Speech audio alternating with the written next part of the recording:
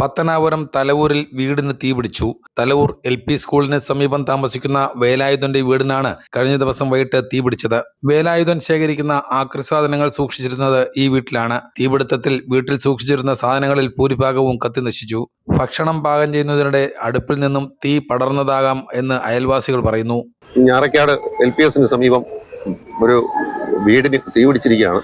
നമ്മുടെ പങ്കാശമ്മയുടെ മകൻ മാത്രം താമസിക്കുന്ന വീടാണിത്. ഇതൊരു ഷെഡ് മാതിരിയുള്ളൊരു വീടായിരുന്നു.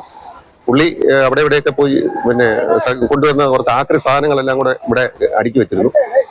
യാത്രവശാൽ അദ്ദേഹം അരിയടുപ്പ് ഇട്ടിട്ട് വെള്ളം കോരാൻ പോയ സമയത്താണ് അതിന് തീ പിടിച്ചത്. അപ്പോൾ അത് മൊത്തം കത്തി നശിച്ചിരിക്കുകയാണ്.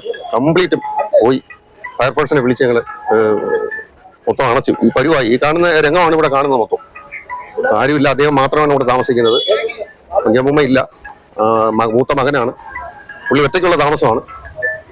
ഇത് ഇനി അദ്ദേഹത്തിന് കടക്കാൻ പോലും ഒരു നിവൃത്തിയില്ല. ഇന്ന് രാത്രി അദ്ദേഹത്തിന് ഉറങ്ങണമെങ്കിൽ തന്നെ ഒരു ഷെഡ് ഇന്ന് രാത്രി ഇത് സാരി എങ്ങാനും വെച്ച് മറച്ച് കടക്കാനേ നിവർത്തിയുള്ളൂ. അത്രയ്ക്കും ദയനീയാവസ്ഥയാണ്. ഇത് മൊത്തം താർന്ന് തരിപ്പണമായി.